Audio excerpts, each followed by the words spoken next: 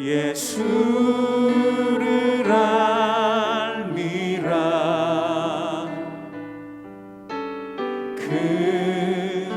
은보다 더 귀한 것 예수를 알미라. 세상 지식보다 귀한 것 예수를 알미라. 내 안에 가장 귀한 것 예수를 알미라. 예수의 이름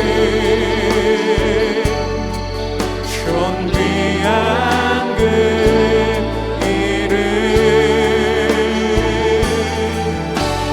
예수의 이름 능력의 그 이름.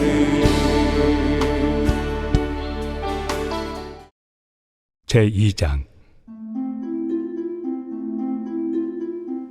그러므로 남을 판단하는 사람아, 누구를 막론하고 내가 핑계하지 못할 것은 남을 판단하는 것으로 네가 너를 정죄함이니 판단하는 내가 같은 일을 행함이니라. 이런 일을 행하는 자에게 하나님의 심판이 진리대로 되는 줄 우리가 아노라. 이런 일을 행하는 자를 판단하고도 같은 일을 행하는 사람아, 내가 하나님의 심판을 피할 줄로 생각하느냐? 혹 내가 하나님의 인자심이 너를 인도하여 회개하게 하심을 알지 못하여 그의 인자심과 용납하심과 길이 참으심이 풍성함을 멸시하느냐? 다만 내 고집과 회개하지 아니한 마음을 따라 진노의 날, 곧 하나님의 의로우신 심판이 나타나는 그날에 임할 진노를 내게 쌓는도다. 하나님께서 각 사람에게 그 행한 대로 보응하시되 참고 선을 행하여 영광과 존귀와 썩지 아니함을 구하는 자에게는 영생으로 하시고, 오직 당을 지어 진리를 따르지 아니하고 불의를 따르는 자에게는 진노와 분노로 하시리라. 악을 행하는 각 사람의 영에는 환난과 곤고가 있으리니 먼저는 유대인에게요 그리고 헬라인에게며, 선을 행하는 각 사람에게는 영광과 존귀와 평강이 있으리니 먼저는 유대인에게요 그리고 헬라인에게라. 이는 하나님께서 외모로 사람을 취하지 아니하심이라. 무릇 율법 없이 범죄한 자는 또한 율법 없이 망하고, 무릇 율법이 있고 범죄한 자는 율법으로 말미암아 심판을 받으리라. 하나님 앞에서는 율법을 듣는 자가 의인이 아니요 오직 율법을 행하는 자라야 의롭다 하심을 얻으리니, 율법 없는 이방인이 본성으로 율법의 일을 행할 때에는 이 사람은 율법이 없어도 자기가 자기에게 율법이 되나니, 이런 이들은 그 양심이 증거가 되어 그 생각들이 서로 혹은 고발하며 혹은 변명하여 그 마음에 새긴 율법의 행위를 나타내느니라. 오늘 예배 자리에 나오신 모든 성도님들을 주님의 이름으로 환영하고 축복합니다. 오늘 우리가 함께 읽은 로마서 2장 1절부터 15절 말씀을 통해 죽은 후 정말 심판이 있나요? 라는 제목으로 하나님이 주시는 말씀의 은혜를 함께 받고자 합니다. 매일 새벽마다 이인호 목사님이 쓰신 복음 수업 책의 한 챕터씩을 가지고 로마서의 말씀을 함께 살펴보고 있습니다. 오늘은 이제 5번째 시간입니다. 소망하기는 오늘 로마서 말씀을 통해 복음을 배우고 복음의 능력을 경험하는 저 여러분 모두가 되시길 주님의 이름으로 축복합니다. 어느 농가에 암돼지와 수돼지가 있었습니다. 그런데 좀 이상한 일이 생겼습니다. 추석 명절을 앞두고 보름 전부터 주인이 수돼지에게만 먹을 것을 많이 주는 것이었습니다. 암돼지는 속이 많이 상했어요. 반면에 수돼지는 신이 나서 먹고 또 먹었습니다. 시간이 흘렀어요. 추석 전날이 되었습니다. 그때 그동안 왜 그렇게 주인이 먹을 것을 수돼지에게만 유독 많이 주었는지 그 진짜 이유가 밝혀졌습니다. 그것은 바로 추석 명절에 스테이지를 잡아먹기 위해서였습니다. 우리가 신앙생활하면서 드는 여러 질문들이 있습니다. 그 중에 하나가 뭐냐면 바로 하나님은 왜 악한 자를 지금 당장 벌하지 않으실까 하는 질문입니다. 분명 우리가 믿는 하나님은 살아계십니다. 하나님은 공의로운 분이십니다. 하나님은 거룩하시고 의로우신 분이십니다. 그런데 참 이상하게도 우리가 사는 이 세상을 보면 악한 자들이 오히려 승승장구하는 모습을 보게 됩니다. 그들은 믿는 우리를 향해 이렇게 말합니다. 내 마음대로 살아도 아무런 문제도 없고 잘 되는데 굳이 하나님을 믿을 필요가 있냐고 말입니다. 하나님은 없다까지 말합니다. 우리를 향해 굳이 교회 다니지 말고 예수 믿지 말고 세상을 좀 즐기며 살라고 말합니다. 그러나 성경 우리에게 이렇게 선포합니다. 하나님은 그들의 죄악과 더불어 진노의 대접이 차기까지 오래 참고 계신다고 말입니다. 주 안에 사랑하는 여러분, 하나님이 하시는 심판의 방식 중에 하나는 내버려 두심이에요. 그리고 심판의 날은 반드시 옵니다. 하나님의 심판대 앞에서 우리의 모든 죄가 낱낱이 드러나게 될 그날을 우리 모두는 반드시 마주하게 됩니다. 이런 맥락에서 오늘 우리가 꼭 기억해야 될 첫 번째 교훈은 바로 심판은 반드시 있다는 것입니다. 로마서 2장을 보면 심판이라는 단어가 5번이나 반복해서 나옵니다. 먼저 2절부터 보면 이렇게 기록되어 있습니다. 하나님의 심판이 진리대로 되는 줄 우리가 아노라. 3절에서는 내가 하나님의 심판을 피할 줄로 생각하느냐. 5절에서는 진노의 날, 곧 하나님의 의로우신 심판이 나타나는 그날에. 12절에서는 심판을 받으리라. 16절에서는 하나님이 예수 그리스도로 말미암아 사람들의 은밀한 것을 심판하시는 그날이라고 말씀하고 있습니다. 히브리서 9장 27절에서는 이렇게 말씀합니다.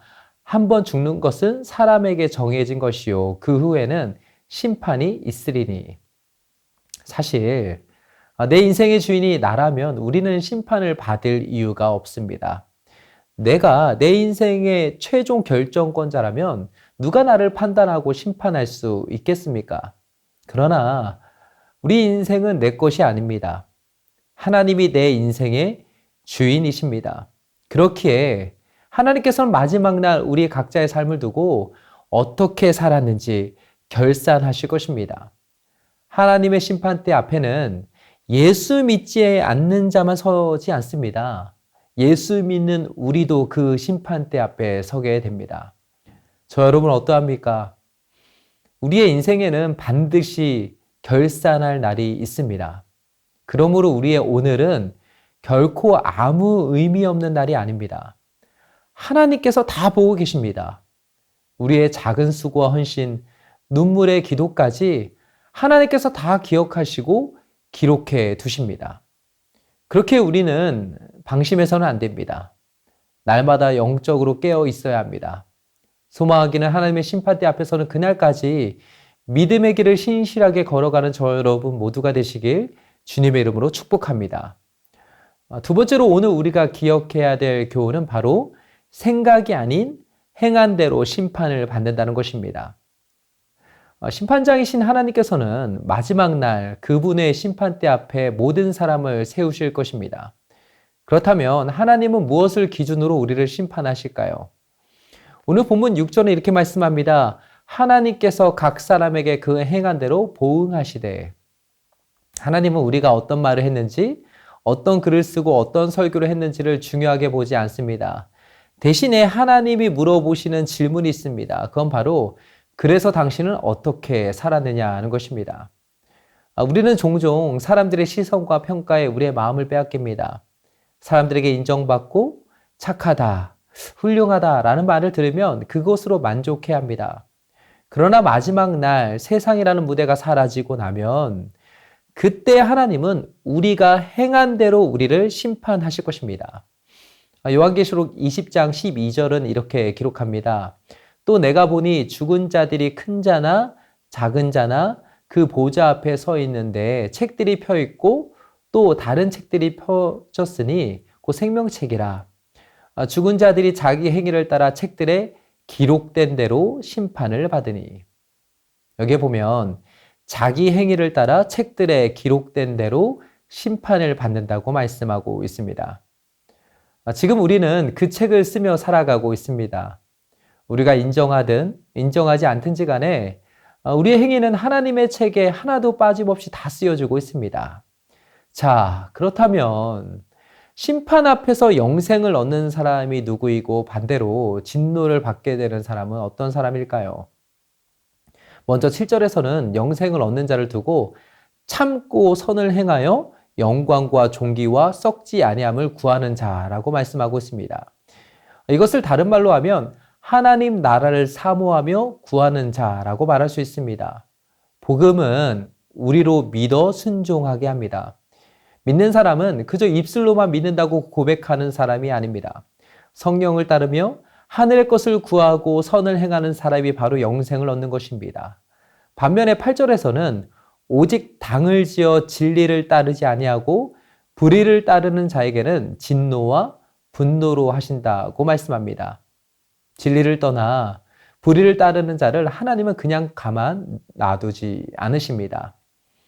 하나님의 진노와 분노가 그 사람에게 반드시 임하게 됩니다.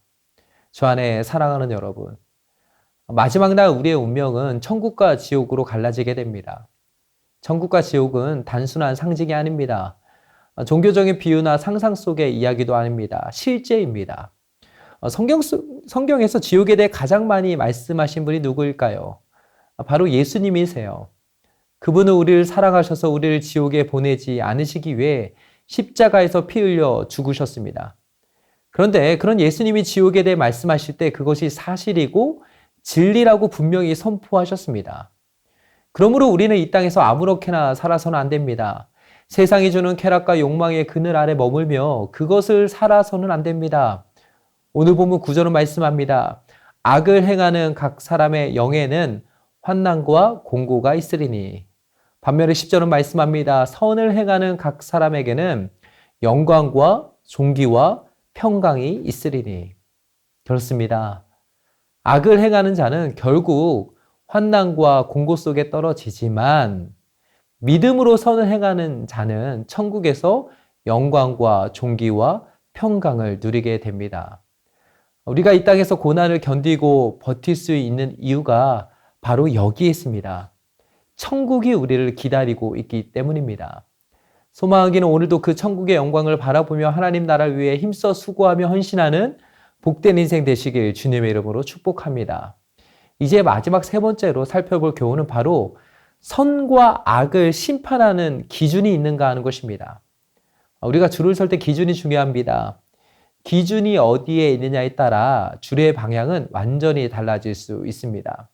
그렇다면 과연 선과 악을 나누는 절대 기준은 무엇일까요? 하나님은 어떤 기준으로 우리를 심판하실까요?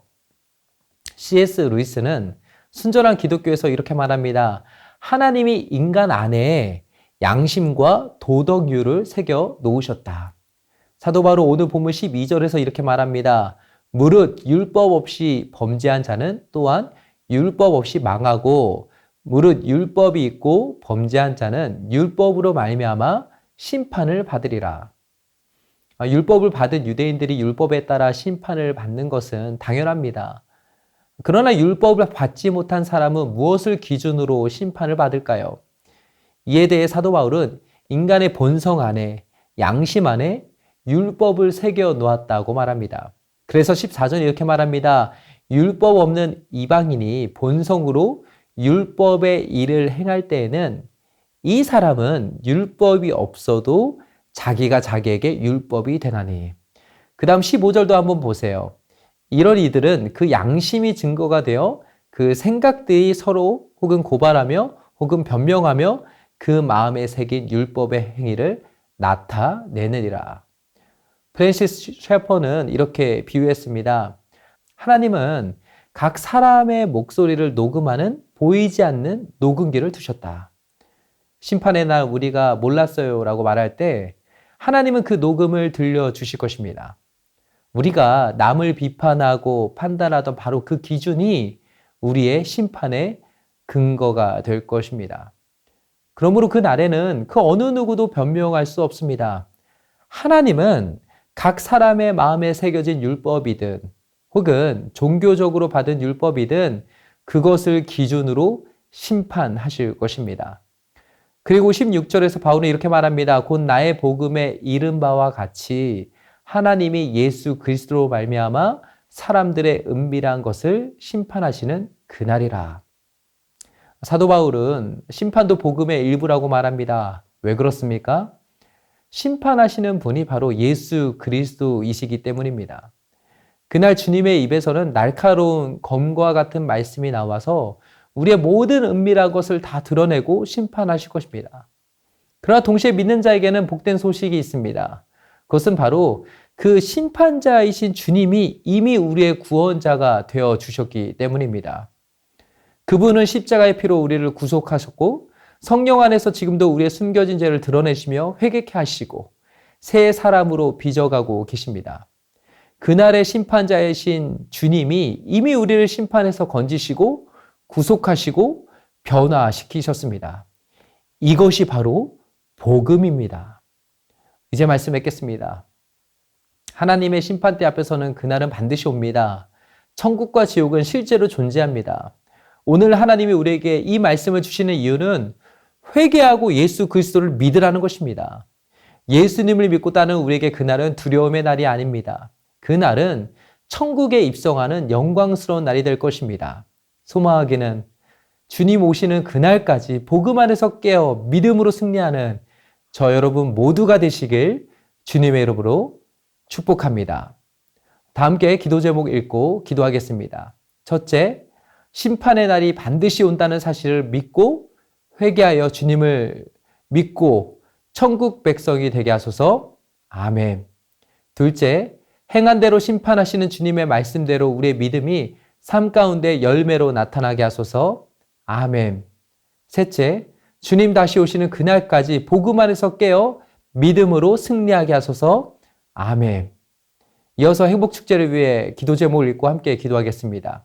첫째, 더 사랑의 교회 모든 성도들이 한 영혼에 대한 긍휼한 마음을 주셔서 VIP를 품고 기도하게 하시고 성령님 VIP들의 마음을 만져주셔서 행복축제에 꼭 참석하여 예수 믿고 구원받게 하소서. 아멘. 둘째, 행복축제를 준비하는 모든 과정에 하나님이 세밀하게 간섭하셔서 어떠한 갈등이나 어려움 없이 잘 준비되게 하시며 하나님이 기뻐하시는 행복축제가 되게 하소서. 아멘. 셋째, 게스트 조혜련 집사님의 간증과 박은조 목사님과 강은도 목사님이 전하시는 복음의 메시지를 통해 VIP들에게 복음이 들어가며 은혜 받게 하소서. 아멘. 다 함께 기도하겠습니다.